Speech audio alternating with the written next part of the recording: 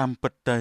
ស្រឡាញ់មនុស្សម្នាក់គ្រាន់តែឃើញនាងមានសេចក្តីសុខជាមួយមនុស្សដែលនាងស្រឡាញ់ក៏យើងសប្បាយចិត្តដែរ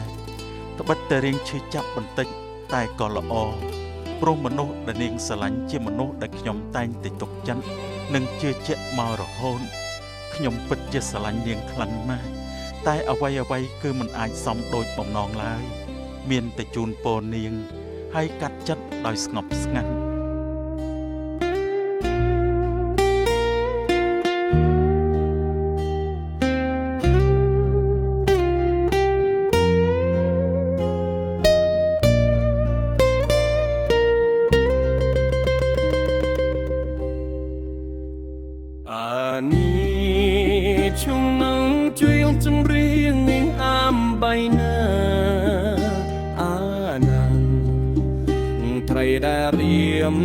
បានជួតឆ្លៃ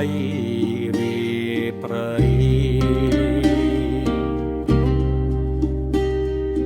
យ៉ែណាំមកប្រោក្ដីវិងាស្ញាត់ញ៉ាខ្មុំចិត្តការូបស្រីមិនខឹងអាដឹងដល់ខ្ញុំវត្តសំលឹងនឹងអានៃ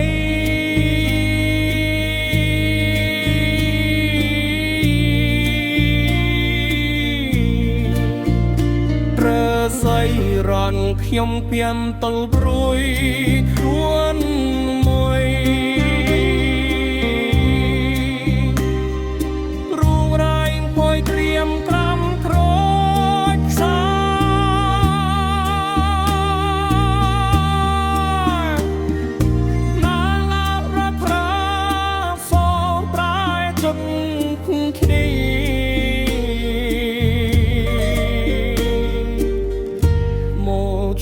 មិនប៉ះតៃសុំស្រី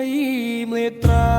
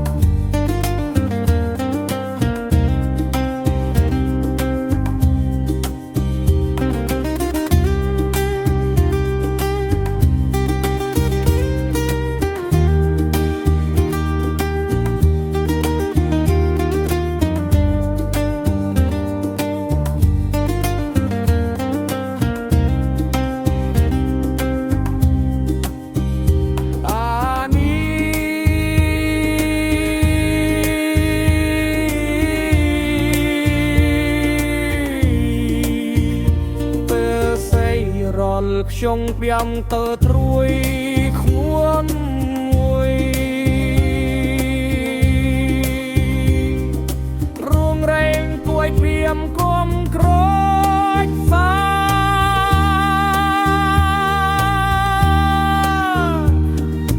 យ៉ាងណាត្រត្រាសុំក្រែចិត្តគ្រាថ្នៃ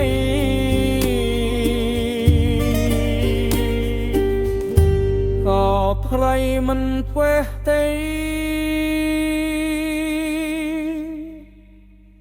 สมใสเมื่อตอ